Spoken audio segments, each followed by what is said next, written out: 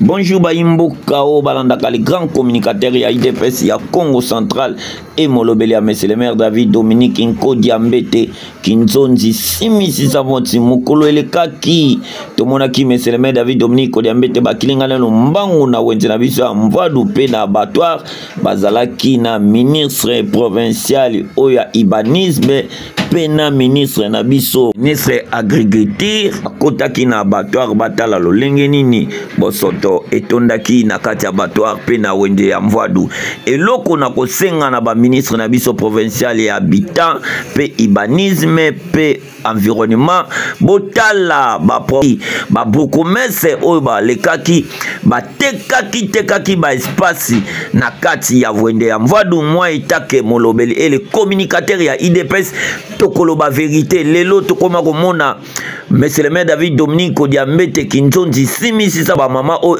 ba tekaka na balabala na wenza Mvadu me eza bongo te esengeli ba ministre provincial to sala elongo ensemble poto tombola province na biso ya Congo Central PV na biso ya Matadi botala nzinga na wenza Mvadu ba bukomese oyo ba lekaki na ba maire de la ville nyonso oyo ba lekaki ba teka wenze ya Mvadu banda couper ba tia ba chambre froide ba magasin ba bulidingi nde ba mama ba telenga na bisika ya kocha wenze ezalaka lisusu te wenze ekoma muke bandako ekoma na wenza Mvadu ezalaka te botika kaka teke mutu moko asala musala na vila Matadi afinga maka atretant ba oyo baleka bateka ba mabele ya za ministre ya habitat te aza ministre environnement te ce n'est que monsieur le maire de la ville Dominique Inko Diambete Kinzonzi simisi sa vote mokonzi ya ville musala wana basala rango boye ensemble lolenge tomoni bino lelo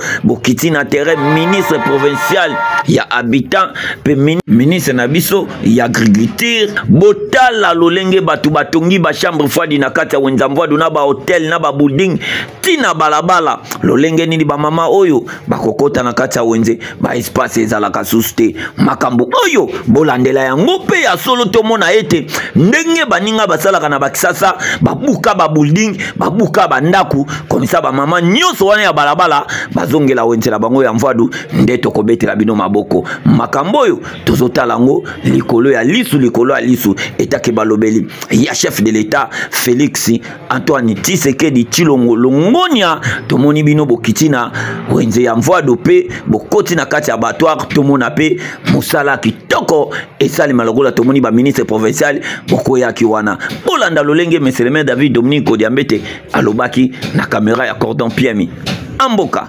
Merci. Hein. Nous sommes sur le terrain ensemble avec son Excellence Monsieur le ministre provincial de l'urbanisme, habitat. Il a aussi l'agriculture dans ses attributions. Alors pêche et élevage aussi. Donc c'est vraiment toutes ces attributions qui sont concernées ici au niveau de l'abattoir. Alors les vrais problèmes ce sont les pluies qui dérangent au niveau de l'abattoir.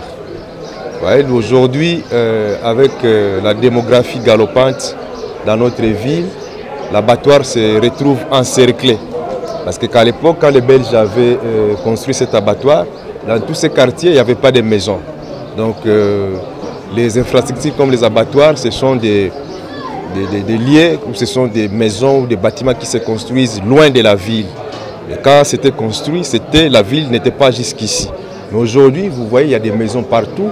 Et comme si cela ne suffisait pas, il y a encore un grand marché qui vient s'ajouter. Alors maintenant, quand il y a des pluies, tous les eaux qui viennent des montagnes se déversent vers l'abattoir qui se trouve en bas. Et les caniveaux sont dépassés, débordés. Parce qu'à l'époque, on avait construit les caniveaux en fonction d'un abattoir où dans ces environs, il n'y avait aucune maison. Aujourd'hui, avec un abattoir encerclé par des maisons, même les caniveaux n'ont plus la capacité de supporter les eaux. Ajouter à cela les châssis plastiques qui dérangent. Donc chaque fois qu'il y a pluie, avec les déchets, les immondices qui viennent des montagnes, bouchent tous les caniveaux et la conséquence, ce sont les eaux qui viennent stagner au niveau de l'abattoir. Et maintenant là, nous pouvons bien dégager. Ça sera un travail, un éternel recommencement. Vous venez, il y a pluie, vous venez, vous dégagez les eaux, apporte les immondices, vous venez, vous dégagez. Demain, il y a pluie, vous faites la même chose. Donc ça sera un travail inutile. Et nous sommes venus ensemble avec les ministres pour dégager les vraies causes de ce qui se passe. Nous avons tous compris que d'abord, c'est au niveau des gens qui ont construit en amont que nous devons chercher à trouver la solution. Donc, nous avons dit que peut-être qu'il faut élever un mur au niveau de l'abattoir de l'autre côté là-bas pour que les eaux ne puissent plus se déverser directement dans l'abattoir.